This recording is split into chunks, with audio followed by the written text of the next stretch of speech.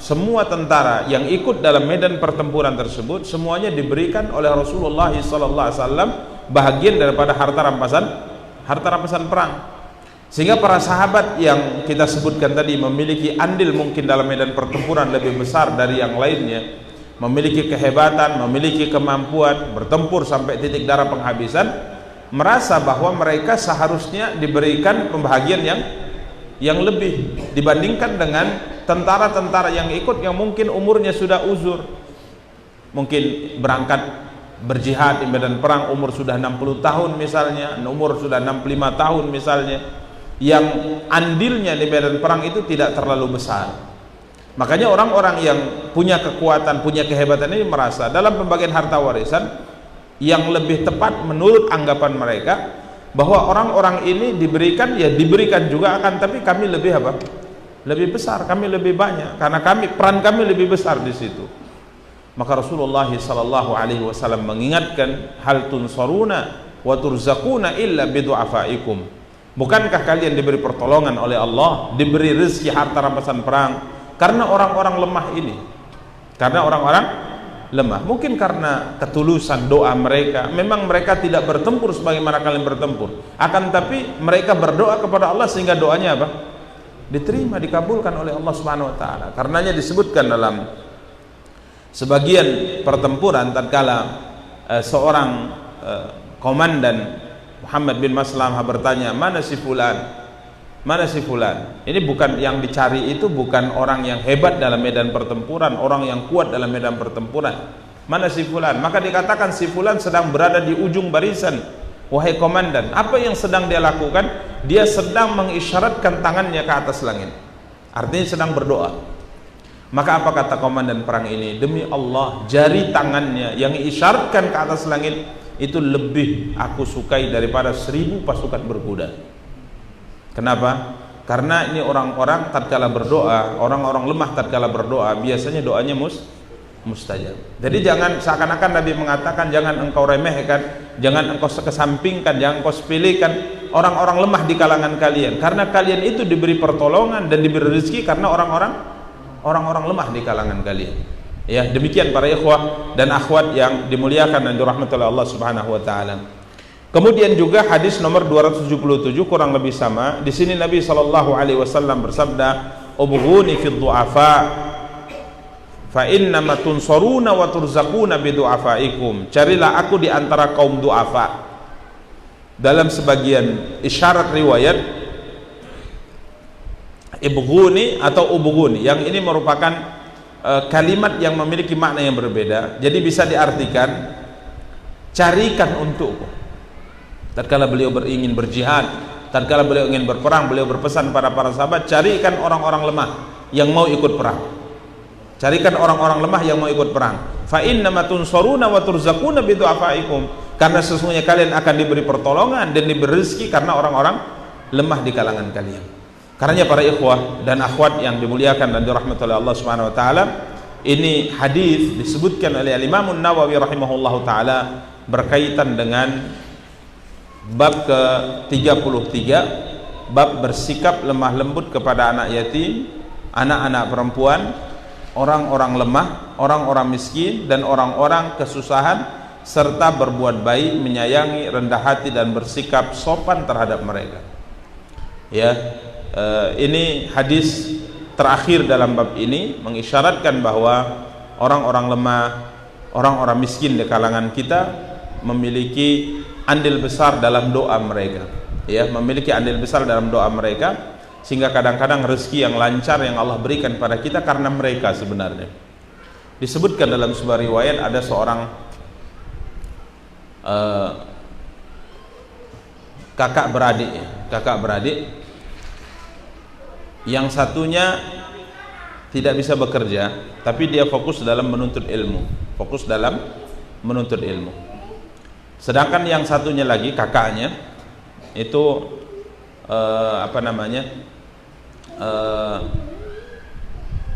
berbisnis, ya, kakaknya berbisnis jualan, sehingga akhirnya ia punya harta banyak dan ia selalu menafkahi adiknya ini, selalu menafkahinya. Maka ia kemudian suatu hari mengadu kepada Rasulullah sallallahu alaihi wasallam tentang banyaknya biaya yang harus dia keluarkan untuk adiknya. Maka Nabi sallallahu alaihi wasallam mengingatkan bahwa rezeki yang banyak yang kau dapat dari usahamu itu berkat engkau apa? Membiayai si fulan, membiayai adikmu itu. Ya, kadang-kadang para ikhwah dan akhwat yang dimuliakan dan dirahmati Allah, kita merasa bahwa orang-orang yang kita nafkahi, orang-orang yang kita bantu itu menjadi beban bagi kita. Ya, kita merasa bahwa harta kita yang sekian tatkala kita keluarkan akan berkurang, akan habis. Padahal lancarnya rezeki yang Allah berikan kepada kita gara-gara kita memudahkan langkah mereka, memberikan kemudahan dalam kehidupan mereka. Karena Nabi sallallahu alaihi wasallam mengatakan pada abangnya ini, bahkan engkau diberi rezeki oleh Allah Subhanahu wa taala karena adikmu tadi. Ya, karena adikmu tadi.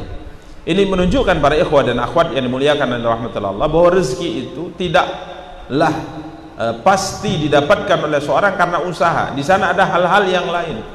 Ya, contoh misalnya dalam rumah tangga, mungkin tatkala rezeki kita lancar, mungkin ada doa yang tulus diucapkan oleh anak kita, oleh istri kita, oleh ibu kita yang kita tidak tahu, yang kita tidak tahu. Kadang-kadang kita menyangka ini karena usaha kita, karena ini kemampuan kita, karena kehebatan kita. Padahal pengaruh daripada lancarnya rezeki itu bisa dari yang lainnya. Inilah yang diingatkan oleh Rasulullah SAW bahwa kemenangan di dalam jihad yang kalian raih, kemudian harta rampasan perang yang banyak yang bisa dibagikan kepada para tentara, itu kadang-kadang didapat dikarenakan orang-orang lemah yang ikut di medan apa? Di medan perang. Ya, demikian para ikhwah dan akhwat yang dimuliakan dan dirahmati oleh Allah SWT. Hadis terakhir dalam bab ke-33. Sekarang kita masuk bab ke-34 berkaitan dengan bab wasiat berbuat baik kepada kaum wanita. Ya, bab wasiat berbuat baik kepada kaum wanita. Pembahasan bab ke-34 ini sebenarnya secara umum masuk ke dalam bab ke-33. Secara umum demikian, akan tapi beliau mengkhususkan wasiat berbuat baik kepada kaum wanita, khususnya di sini adalah istri. Khususnya di sini berbuat baik kepada siapa? Kepada istri. Kenapa diingatkan? Kenapa diingatkan oleh beliau dengan membuat bab baru kemudian membawakan dalil-dalil?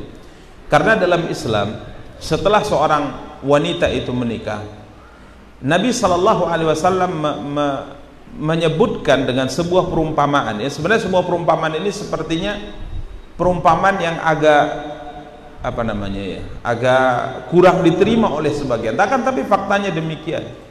Faktanya demikian. Di mana Nabi sallallahu alaihi wasallam katakan bahwa wanita itu awanun alaikum. Wanita itu semacam tawanan di sisi kalian. Wanita itu semacam apa? Tawanan. Kenapa disebut semacam tawanan? Karena seorang wanita setelah ia menikah dengan seorang laki-laki, dilakukan akad yang kita kenal dengan istilah ijab qabul. Maka wanita ini semua hal yang berkaitan dengan kemauannya, ketaatan sebelumnya, ini semuanya berada di kuasa siapa? Suami. Berada di bawah kuasa suami. Sehingga dia seperti apa? Seperti tawanan. Dia seperti tawanan.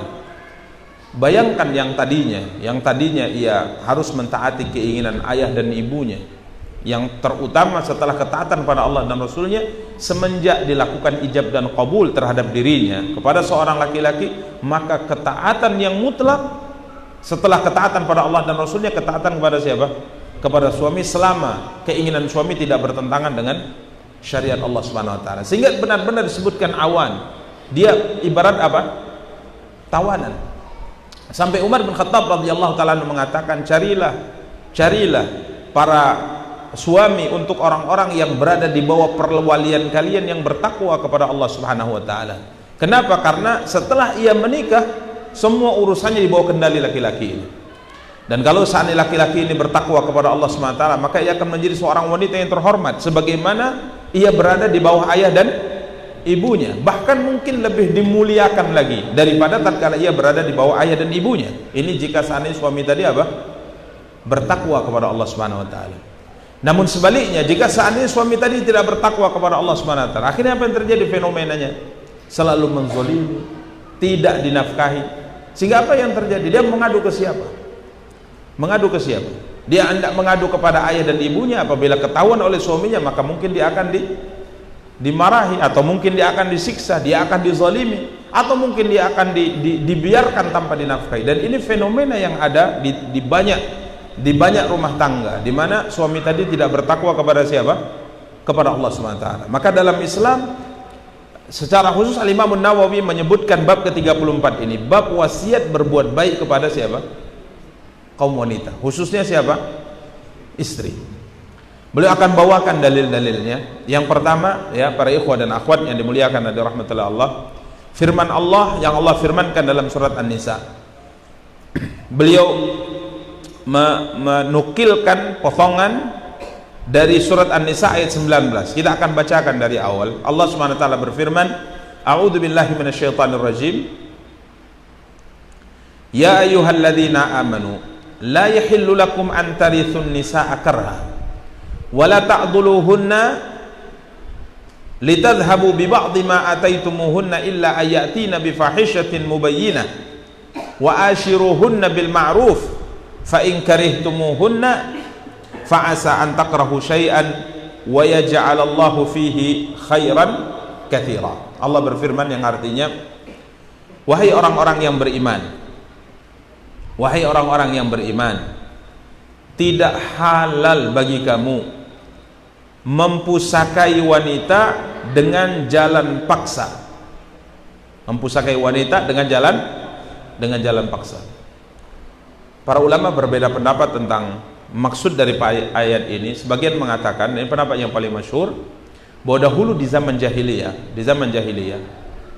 apabila seorang laki-laki meninggal dan dia meninggalkan istri, maka istrinya ini di zaman jahiliyah masuk dalam daftar harta warisan. Masuk dalam daftar harta apa?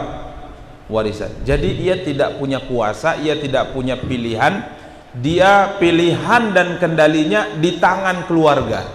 Keluarga siapa?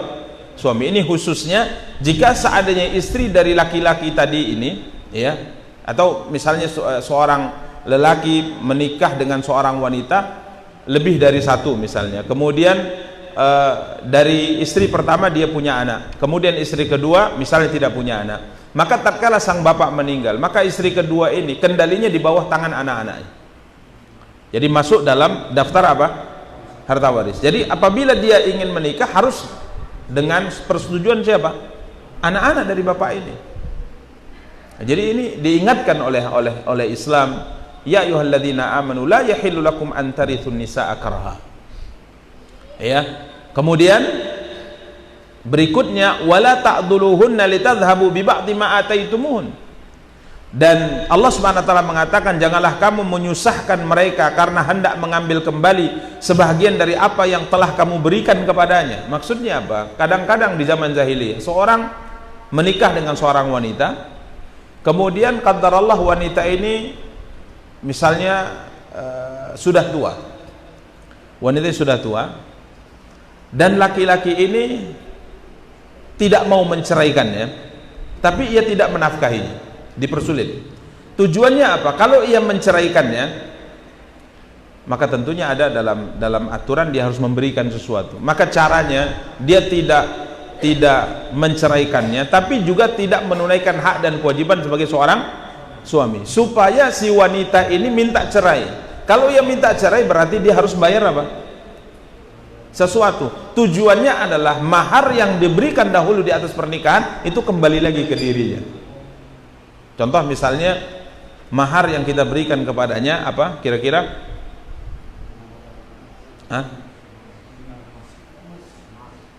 Emas berapa? 100 gram. Lumayan lah ya. Ini makanya kadang-kadang subhanallah para ikhwah dan akhwat yang dimuliakan dan dirahmati Allah Subhanahu wa taala. Ini cerita di saat satu masyarakat maharnya besar. Jadi suami ini berpikir mahar itu harus kembali kepadanya. Tapi kalau maharnya seperangkat alat sholat udah habis, nggak kembali, nggak ada lagi. Ya, udah 15 tahun nggak ada lagi. Ya, bangkainya pun tak nampak lagi. Tapi biasa mereka maharnya banyak. Maharnya banyak. Dan mahar banyak itu boleh tidak? Boleh. Wanita meminta mahar banyak boleh tidak? Boleh. Boleh minta mahar banyak boleh.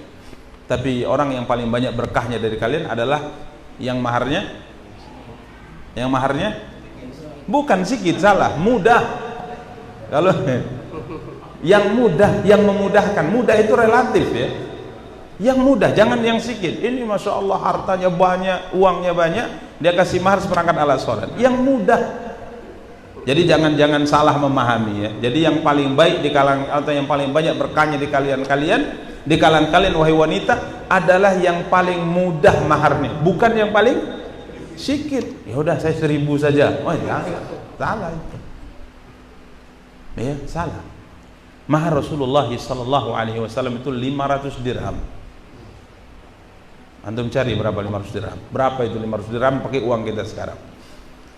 Intinya, tatkala dia kasih mahar banyak, kemudian istrinya hendak dia cerai, kalau saya cerai ini istri sudah tua misalnya, dia mau diceraikan, ini nggak balik ya, maharnya ke saya. Maka caranya apa? Dipersulit istrinya tadi, ditahan-tahan, ya tidak dikasih nafkah, sehingga istrinya pun sebel, dia akhirnya udahlah saya minta cerai saja. Oh minta cerai boleh, tapi mahar balikkan.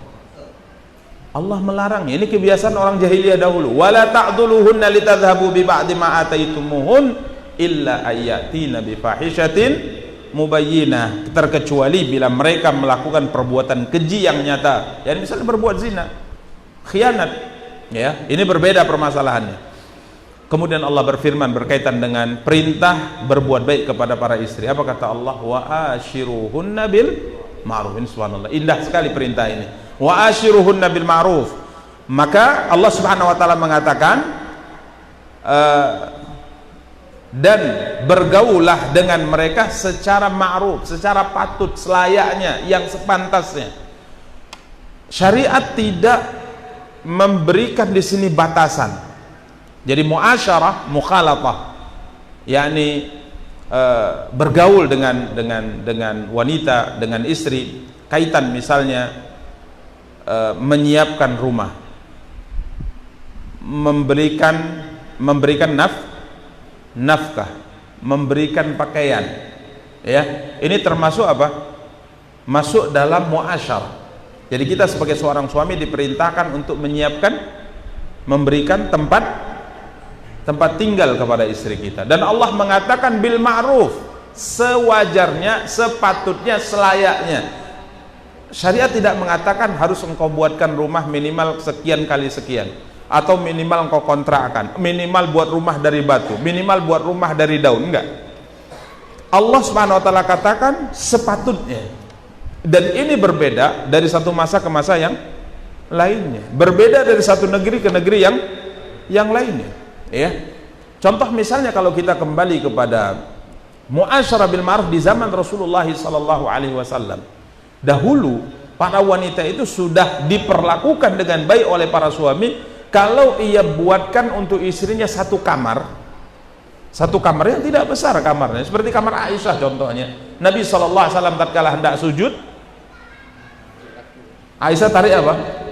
Kakinya, karena tidak cukup kamarnya untuk berbaring dan sujud sholat. Kemudian kamarnya kalau dipegang seperti ini ke atas sampai apanya? Plafonnya. Tapi saat itu masuk dalam kategori muasyarah bil ma'ruf. Tapi kalau sekarang beda. Kita buatkan nikah dengan seorang wanita, kemudian kita katakan nih sejarah Nabi, kamar Rasulullah SAW perkiraannya sekian kali sekian, kemudian plafonnya pendek, jadi saya buatkan kamu rumah seperti ini. Ini berbeda dari satu zaman pada zaman. Dahulu muasyarah bil ma'ruf, di rumah mereka hanya ada satu ghirbah air, satu mangkok untuk tempat kurma atau gandum, cukup. Apakah bisa kita jadikan itu muasyarah di zaman kita sebagai standarnya? Jawabannya tidak, karena di sini Allah katakan sepatutnya, sewajarnya. Bahkan tentunya nafkah yang kita berikan di negeri kita berbeda dengan nafkah yang diberikan di negeri yang lainnya. Bahkan jangankan antara satu negara dengan negara yang lainnya, satu daerah dengan daerah yang lainnya juga berbeda. Satu daerah di negeri kita kadang mungkin nafkah 500.000 cukup. 500.000 apa? Cukup. Contoh di zaman di masa Nabi SAW, hanya berapa butir kurma saja dikasih Rasulullah kepada siapa? Aisyah misalnya. Apakah kita juga gitu, beli 1 kilo bagi untuk 7? Ini nafkah pertama, kedua, ketiga, keempat. Dia tidak cocok. Karena di sini Allah mengatakan wa ashiruhunna bil ma'ruf. Sepatutnya dengan kondisi satu zaman, satu tempat, satu daerah berbeda-beda. Ya. Jadi demikian para ikhwah dan akhwat yang dimuliakan dan dirahmati Allah. Bahkan yang lebih mencengangkan saya tatkala saya membaca pembahasan fikih para ulama. Jadi tatkala kita menikah dengan seorang wanita yang status hidupnya agak lebih di saat ia bersama dengan ayah dan ibunya, maka kita kalau berani mengambilnya, kita juga harus menafkahi dia sebagaimana ayah dan ibunya menafkahi dia. Jadi dilihat ekonominya. Jadi kita itu jangan sekedar berpikir, kalau saya ingin nikah dengan anak orang kaya supaya kecipratan. Maka kewajiban Anda menafkahi istri Anda itu sama seperti yang diberikan ayah ibunya kepadanya. Di mana dia tidur? Berapa pakaian dibelikan ayah ibunya? Apa makanan yang diberikan ayah dia? Para ulama sampai mengkajinya demikian. Datang kita mau enak saja. Apa yang diberikan ayah ibunya? Setiap hari misalnya makan daging, antum kasih makan daging setiap hari. Tapi itu tidak kewajiban. Kalau Anda mampu, tapi kita berpikir jauh ini. Karena kadang-kadang laki-laki ini mau apa? Enaknya saja. Nah, ini hari ini saya membela para wanita, ya. Tapi kadang-kadang nanti ada ayat kita bela apa? Laki-laki. Baik. Wa asyiruna bil ma'ruf. Kalau seandainya dia diberi nafkah oleh ayah ibunya di bawah, kemudian kita lebih muliakan, alhamdulillah. Ini suatu kemuliaan. Suatu kemuliaan. Misalnya dia dari keluarga yang tidak punya, kemudian kita angkat derajatnya menjadi orang yang mendapatkan mungkin fasilitas hidup yang lebih, ini luar biasa. Ya, ini luar biasa. Intinya asyiruhunna bil ma'ruf itu tidak dibatasi harus berapa. Bahkan mungkin nafkah yang diberikan oleh seorang suami kepada istrinya di tahun 80-an jangan disamakan tahun 2025. 80-an beras harganya berapa? Berapa perak? Sekarang berapa? Beda. Ya, jadi tidak bisa disamakan. Karena Allah mengatakan wa asyiruhunna bil ma'ruf. Bahkan para ulama mengkaji, bahkan dalam satu negara misalnya termasuk ma'asyara bil ma'ruf, wanita itu diberi kendaraan. Diberi apa? Kendaraan. Di zaman dulu nggak ada. Sekarang apakah dari satu tempat misalnya, satu negara yang mungkin kaya yang maju merupakan mu'asyara bil ma'ruf antara seorang suami dengan istrinya, tatkala dia menikah dikasih satu kendaraan, Mercedes misalnya. Mu'asyara bil ma'ruf. Tapi itu di sana tidak di sini nggak bisa disamakan. Tidak bisa disamakan. Kalau mu'asyara bil ma'ruf di satu negara setelah menikah langsung dibalik namakan rumahnya untuk dia, itu mu'asyara bil ma'ruf. Tidak di negara yang lainnya. Ada satu daerah mungkin cukup pakai bangunkan rumah cukup pakai apa? Pakai lalang misalnya. Ya nggak bisa pula kita terapkan itu di sini di Kota Binjai. Ini bukan mu'asyara bil ma'ruf. Karena Allah di sini tidak membatasi. Allah mengatakan wa asyiruhunna bil ma'ruf. Kemudian Allah mengingatkan fa in karihtumuhunna fa asa an takrahu syai'an wa yaj'alallahu fihi khairan katsira. Yang artinya ya, bila kamu tidak menyukai mereka, artinya ada hal-hal yang kita tidak sukai daripada istri kita, maka Allah perintahkan kita bersabar. Allah perintahkan kita bersabar. Karena memang sunnatullah di dunia ini tidak ada yang sempurna. Kalau ingin cari pasangan sempurna, insya Allah sampai mati kau tak akan dapat pasangan. Karena tidak ada yang sempurna. Pasangan yang sempurna di mana? Di surga. Kalau di dunia tidak ada. Maka Allah mengatakan fa in karihtumuhun, kalau seandainya kamu tidak menyukai apa yang ada pada istrimu, maka bersabarlah, karena mungkin kamu tidak menyukai sesuatu padahal Allah menjadikan padanya kebaikan yang banyak. Jadi mungkin dari satu sisi tidak suka, lihat sisi yang lainnya. Sebagaimana diisyaratkan oleh Nabi SAW dalam beberapa riwayatnya, tatkala kita tidak suka sesuatu dari istri kita, maka cobalah lihat dari sisi yang lainnya. Ya, cobalah lihat dari sisi yang lainnya. Ya, kemudian Allah mengatakan Allah SWT akan menjadikan padanya kebaikan yang banyak. Demikian para ikhwah dan akhwat yang dimuliakan dan dirahmati Allah. Jadi ini pesan pertama atau dalil pertama yang disebutkan oleh beliau, perintah dalam Al-Quran surah An-Nisa ayat 19 agar kita bergaul dengan mereka menurut cara yang patut. Bagaimana cara yang baik? Nabi SAW kadang-kadang mengajak istrinya lomba lari, cara yang baik. Ya, Nabi SAW mengajak istrinya bergurau. Ya, dan hal yang banyak yang dicontohkan Rasulullah SAW dalam kehidupan beliau salawatu rabbi wassalamuhu alaih. Demikian para ikhwah dan akhwat yang dimuliakan dan dirahmati oleh Allah SWT. Kemudian firman dalil yang kedua yang beliau bawakan surah An-Nisa ayat tadi mau ini lupa saya mau galang. Baik.